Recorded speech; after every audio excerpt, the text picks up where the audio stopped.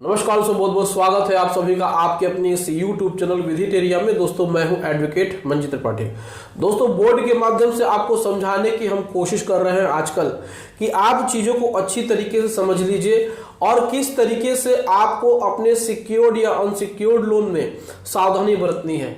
लेकिन फिर भी बहुत सारे लोग हैं जो गड़बड़ियाँ कर रहे हैं। देखिए, अगर आपने अपने सिक्योर्ड लोन में डिफॉल्ट कर दिया है और आपने डीआरटी में केस फाइल किया हुआ है तो आप स्टे मत लीजिए, नहीं तो आप बहुत ज़्यादा परेशान हो जाएंगे। बिल्कुल भी स्टे मत लीजिए। ऐसा हम क्यों कर रहे हैं? क्योंकि आपको नुकसान बहुत ज़्यादा उठाना पड़ेगा। अगर आपने डीआरटी में केस फाइल किया हुआ है और बैंक आपके प्रॉपर्टी पे फिजिकल पोजीशन लेने वाला है या फिर फिजिकल पोजीशन ले लिया है या फिर वह आपके प्रॉपर्टी को ऑक्शन में डाल रहा है और आप स्टे के लिए अप्लाई करना चाहते हैं या फिर स्टे के लिए अप्लाई कर चुके हैं और इसमें आप स्टे लेना चाहते हैं, तो मैं कह रहा हूं कि आप स्टे मत लीजिए। ऐसा मैं क्यों कह रहा हूं ये आपको बाद में पता चलेगा। पहले स्टे एप्लीकेशन क्यों फाइल किया जाता है, कब फाइल किया जाता है, ये भी आपको जानना बहुत ज़्यादा ज़रूरी है। क्योंकि जब आप सिक्योर्ड लोन लेते हैं, कोई भी प्रॉपर्टी गिरवी रख करके लेते हैं, मान के चलिए कि आपने अपना मकान अपने बैंक के पास गिरवी रख दिया, यानी कि आपने मॉर्गेज रख लिया और इस पर 10 लाख रुपए का लोन ले लिया या 20 लाख का, जितने का भी, और आपने अपने इस सिक्योर्ड लोन में डिफॉल्ट कर दिया और फिर बैंक एग्रीमेंट के हिसाब से आपके उस प्रॉपर्टी पे 13(2), 13(4) के नोटिस इशू कर दिया, सरफेसी एक्ट लागू हो गया और अब बैंक आपके प्रॉपर्टी पे फिजिकल पोजीशन यानी कि डीएम ऑर्डर लेने जा रहा है। और अब आप इसमें चाहते हैं कि आप डीआरटी में केस फाइल करके इस पे स्टे ले लें। लेकिन मैं आपको आज कह रहा हूं कि स्टे एप्लीकेशन मत फाइल करिए, नहीं तो आप बर्बाद हो जाएंगे, नहीं तो आपको बहुत परेशानी होगी। ऐसा क्यों है, आज के इस वीडियो में स्टेप बाय स्टेप समझाएंगे और इसको अगर आपने समझ लिया तो आपका यकीन मानिए बहुत सारा समय और बहुत सारा पैसा बच जाएगा। दोस्तों इसी काम के लिए हम लोग अगर प्रैक्टिकली में अगर किसी को बताते हैं तो हजारों रुपए चार्ज करते हैं, लेकिन यूट्यूब पे हम आपको इसलिए आप लोग को वीडियो बना करके अपलोड करते हैं ताकि आपको बहुत ही आसानी से डीआरटी की ट्रायल पता चल सके, high court loan SARFAESI act के बारे में पता चल सके और इससे आप इंटरेक्ट हो सके और अपने लोन में खुद का बचाव कर सके। जानकारी रखिए, इसमें जागरूकता बढ़ाइए ताकि आपको भविष्य में बैंक से किसी प्रकार की कोई भी दिक्कत नहीं हो। हालांकि हम लोग भी प्रैक्टिस करते हैं, हाई कोर्ट और डीआरटी वगैरह जाते हैं, लेकिन हमारे जो क्लाइंट होते हैं उनके लिए अलग व्यवस्था है।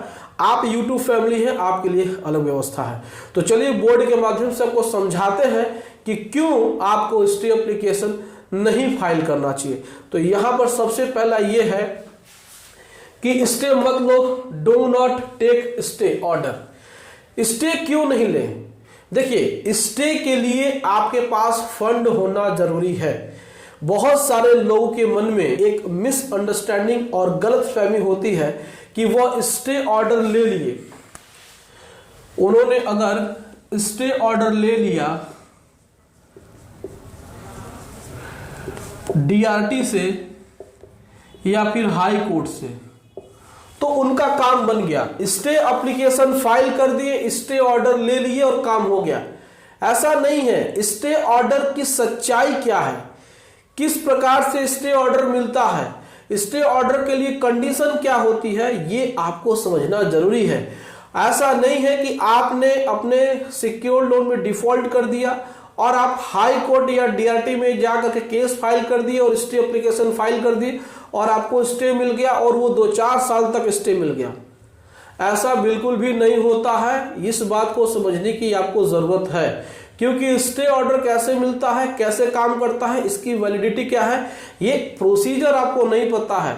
डीआरटी का जो प्रिसाइडिंग ऑफिसर है, जो मजिस्ट्रेट है, जो जज है, उसका क्या सोचना है आपके बारे में, आपके लोन के बारे में, आपकी रीपेमेंट करने की क्षमता के बारे में, आपकी कंडीशन के बारे में, ये कोई नहीं डिसाइड कर सकता है।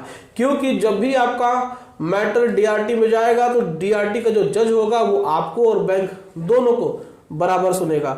तो ऐसा नहीं कि आपने स्टे एप्लीकेशन फाइल कर दिया तो आपका काम हो गया और इसके बाद कुछ करने की जरूरत नहीं है। इसीलिए हम कह रहे हैं कि स्टे एप्लीकेशन फाइल मत करिए अगर आपके पास फंड नहीं है। आगे हम आपको बता रहे हैं कि स्टे एप्लीकेशन कैसे फाइल करेंगे, उसमें क्या प्रोसीजर होता है, इसको आज समझने की कोशिश करिए, नहीं तो आप हमेशा कंफ्यूज रहेंगे, गलतफहमी के शिकार होंगे और आपको दूसरे लोग किस प्रकार से ठग लेंगे, फिर आप बाद में पछताएंगे ही पछताएंगे। तो वीडियो को ध्यान से देखिए। हम आपको बताते हैं स्टे एप्लीकेशन की प्रक्रिया क्या होती है। देखिए, आप जब भी स्टे एप्लीकेशन फाइल करते हैं,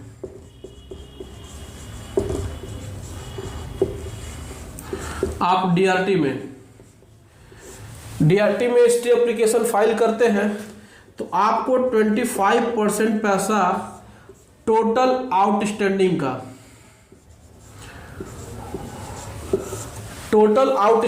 का आपको 25% देना होगा। टोटल आउटस्टैंडिंग का मतलब क्या होता है, जिसमें कि आपका principal plus interest plus penalty, ये तीनों इंक्लूड होता है। मान के चलिए कि 20 लाख के लोन का आउटस्टैंडिंग आपका हो गया 35 लाख। अब इस 35 लाख रुपए का 25% आपको देना है, का 25% आपको देना है। अब इस 35 लाख का 25% जो भी आएगा वो आपको सिक्योरिटी के पर्पज से डिपॉजिट करना होगा। और ये तो पहला स्टेप है। स्टे ऑर्डर लेने के लिए 25% टोटल आउटस्टैंडिंग की आपको जमा करनी पड़ेगी। इसके बाद क्या प्रक्रिया है, इसको भी समझना जरूरी है। इसके बाद की क्या प्रक्रिया है, आपको 4 महीने मिलेंगे डीआरटी से रेस्ट अमाउंट भरने के लिए। उस 35% का, 35 लाख का आपको 25% भरना होगा और बाकी के 75% के लिए आपको 4 महीने का टाइम दिया जा रहा है। इन 4 महीनों में अगर आपने पेमेंट नहीं किया रेस्ट अमाउंट का 75% का, तो आपका ये स्टे कैंसिल हो जाएगा। तो जब आपके पास फंड नहीं है तो आप स्टे एप्लीकेशन फाइल मत करिए। बहुत सारे लोग इस बात को नहीं समझ रहे हैं और वह डीआरटी में केस फाइल करके स्टे एप्लीकेशन फाइल कर ले रहे हैं और 25% जमा करने के बाद अब उनके पास पैसा नहीं है। वो 2-4 साल का समय चाह रहे थे, जो कि 2-4 साल का समय उनको नहीं मिलेगा। ये बात उनको उनके एडवोकेट ने नहीं बताई और ये 25% पैसा भी चला गया और बैंक अपनी कार्रवाई वहीं से स्टार्ट करता है जहां से उसको रोका गया था। मान के चलिए अगर डीएम ऑर्डर पे आपने स्टे एप्लीकेशन लिया है तो ये डीएम ऑर्डर फिर से शुरू हो जाएगा। अगर ऑक्शन पे आपने लिया हुआ था यानी नीलामी के अगेंस्ट में, तो फिर ये वहीं से बैंक अपना काम करता है, वहीं से बैंक स्टेप लेना शुरू करता है। तो जब भी आपके पास स्टे एप्लीकेशन फाइल करने का मौका है तो ये देख लीजिए कि आपके पास पूरा पैसा भरने का पैसा है कि नहीं है, फंड है कि नहीं है। अगर आपने 25% पैसा भर दिया तो यहाँ पे काम पूरा नहीं होता है। आपको रेस्ट अमाउंट के लिए 4 महीने का समय दिया जाएगा। आप सोच समझ करके ही स्टे एप्लीकेशन के लिए आप अपना कदम आगे बढ़ाएं। अगर आपके पास पैसा नहीं है तो सीधे सीधे आप बैंक से बात करने की कोशिश करिए। हो सकता है कि बैंक आपके जो भी 35 लाख का लोन मान के चलिए, जो हम एक एग्जाम्पल पे बता रहे हैं, इसमें अगर 40% भी छूट दे देगा तो आपका अच्छा खासा एक सेटलमेंट अमाउंट हो जाएगा। लेकिन दोस्तों मैं आपको बता दूं, हाई कोर्ट हो चाहे डीआरटी हो, 25% पैसा जमा करने पे ही आपको बहुत रिलीफ नहीं मिल जाएगा। मामूली रूप से आपको कुछ महीनों का, 1 महीने 1.5 महीने का टाइम मिल जाएगा, लेकिन बाद में जो पैसा भरने का जो समय दिया जाता है उस बीच में अगर आप पैसा नहीं भरते हैं तो आपका स्टे कैंसिल हो जाएगा, 25% पैसा भी चला जाएगा और नुकसान हो जाएगा। तो ये है सच्चाई स्टे एप्लीकेशन का। और जिनके पास फंड नहीं है वह इस तरीके से परेशान ना हो और न ही जल्दीबाजी में स्टे एप्लीकेशन फाइल करें और न ही वहां पे अपना समय और पैसा गंवाएं। कोशिश करिए कि बैंक से आप मोरेटोरियम लेने की कोशिश करिए। अगर बैंक ने 2 साल का मोरेटोरियम आपको दे दिया तो ये आपके लिए बहुत अच्छी बात है, लेकिन 25% पैसा भर के आप फंसिए नहीं तो आपका बहुत बड़ा नुकसान हो जाएगा। तो दोस्तों ये जानकारी आपको कैसे लगी कमेंट करके हमें जरूर बताइए।